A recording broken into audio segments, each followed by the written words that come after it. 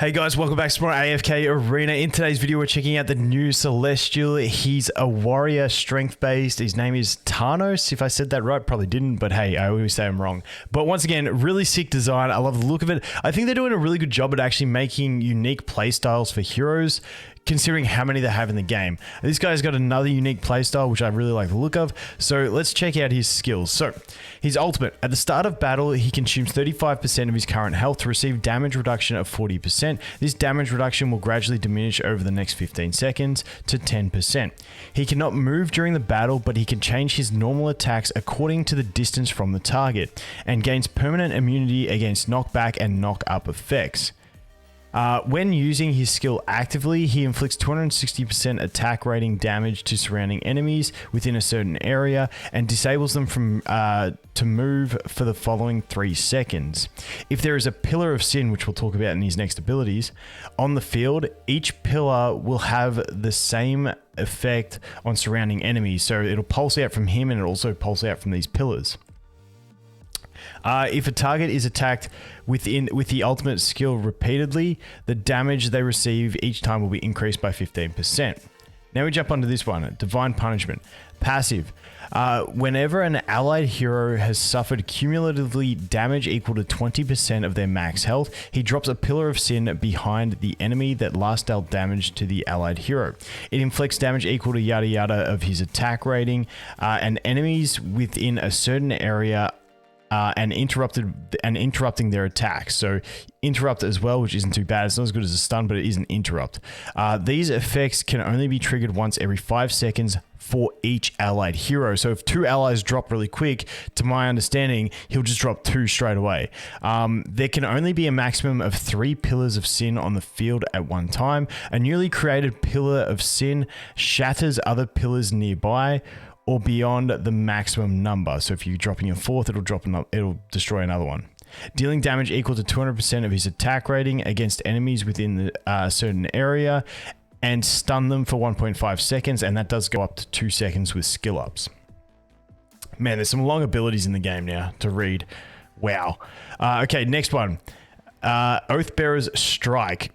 He teleports to the pillar of sin furthest from him and shatters it, while increasing his attack speed by 25 points for 5 seconds. During the execution of this skill, he receives immunity against damage and control. And when it says execution, I think it's like during the teleport, not like 5 seconds after he lands or anything like that. And then if we go down to this one here, which is his 30 engraving, each time a pillar of sin is dropped, the cooldown time of Oathbearer's Strike is reduced permanently by 0.5 seconds up to 10 times. So you can get a 5% permanent reduction on the cooldown of this ability, which isn't too bad. Then we've got a passive, again, Pillars of Sin. Every 12 seconds, a pillar of sin is dropped in an area concentrated with allied and enemy heroes, kind of the way a star works. She doesn't just go to the concentration of enemies, it's concentration of allies and enemies, so the most dense part of the battlefield. It deals damage equal to 240% of his attack rating against enemies within a certain range, knocking them back while stunning them each for 1 second. Each pillar of sin on the field reduces the attack rating of nearby enemies by 6%, while boosting the defense rating of nearby allied heroes by 10%. And then we got the 60 engraving here. If an allied hero perishes near a pillar of sin, he will receive a permanent buff to his attack rating by 15% and defense rating by 20% up to 4 times. So, I don't know, solo capabilities, maybe? Let's look at his signature item and think about whether it could be done. Okay, so after using Oathbearer's Strike, his normal attacks damage increased by 75% for 4 seconds, and that was this ability here, the Oathbearer's Strike. Then at level 10, during that period, any normal attacks inflicted by Thanos will restore his health by 50% of the attack's damage, which isn't too bad, so he gets a little bit of sustain. I'm not sure how big this is going to be. Enemies hit by him enemies hit by his normal attacks during that period will lose 20 haste points for 3 seconds. And he taunts surrounding enemies for 4 seconds before teleporting. So the taunt before teleporting is interesting because he does have that root effect. So maybe he taunts them, roots them, and then they can't get to him. I'm not too sure on how that's going to play out. But let's go check the furniture. Each pillar of sin on the field increases his attack speed by 8 points and his life leech by 8 points. And then when there are at least 2 pillars of sin on the field, the buff effect of the pillars of sin increases to 2 times its original value. So I don't know if we're talking about that buff or the buff that they bring, because they bring the buffs here with the defense. I don't know if that's included. But yeah, getting some buffs. So let's go have a look at him. Honestly, skills are getting way too long to read in this game. It's getting really crazy. But as you see, he sacrificed his health. That's why he's low, because he gets his damage mitigation. And there goes the first pillar. And as you can see, it's a decent range on the pillar. Like it's quite decent. You're getting that interrupt. And the interrupt, oh wait, it is more of a stun than an interrupt. It's like that, like 1 second. It's like a Gwyneth arrow stun. Is the kind of feel. So like decent on the stuns. Definitely take that. So then you see when he did his ultimate, how like they all did the thingy-mabob. They all pulsed. It's like you're getting damage from all of them, which is pretty cool. Then he drops extra ones. I like it. I really like it. So let's go check him out in this and see what we can do. Okay. So let's just let's try and do more of I want to take as little as possible. Let's bring like Hendrik. Just bear with me. This is not gonna work, but I'm just curious, guys. Oh wait, he's getting all Zika size. Yeah, there's his immunity while teleporting as well. And as you can see, he's gone to the furthest point at the top there. Here comes the first ult. Not too bad. Hendrik about to get clapped.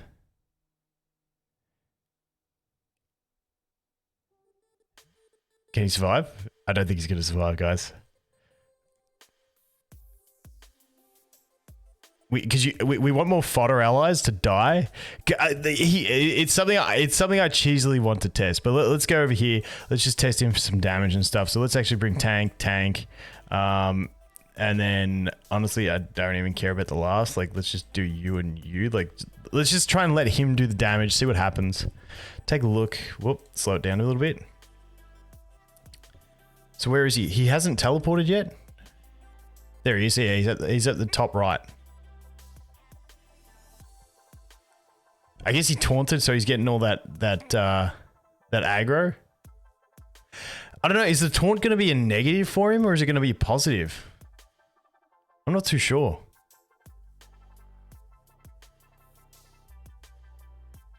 Nonetheless, it's a cool playstyle. I do like it. Let's see. Let's speed this up now. Sorry, it's going to reset and probably wipe us. Watch us get absolutely wiped here. That was a long battle for Zorath. He's going to be so buffed. Is he? No, we should be fine. We should be fine. Okay, let's have a look at damage. I mean, Awakened Talene can do some decent damage. I mean, it's all right. Honestly, we've got to wait for the Chiasma test. But all in all, cool hero. Once again, on paper sounds good, but I just think in practicality, the taunt is going to come at a downfall, but I'm not too sure. I just don't think he has enough damage mitigation to be taunting things and going into the enemy lines. I just don't know if he does, and I feel like endgame, he's just going to get wiped really quick. We'll have to wait and see. Nonetheless, he is really cool. But anyway, guys, thanks for watching. Hope you have an awesome day, and I look forward to seeing the next one. Cheers.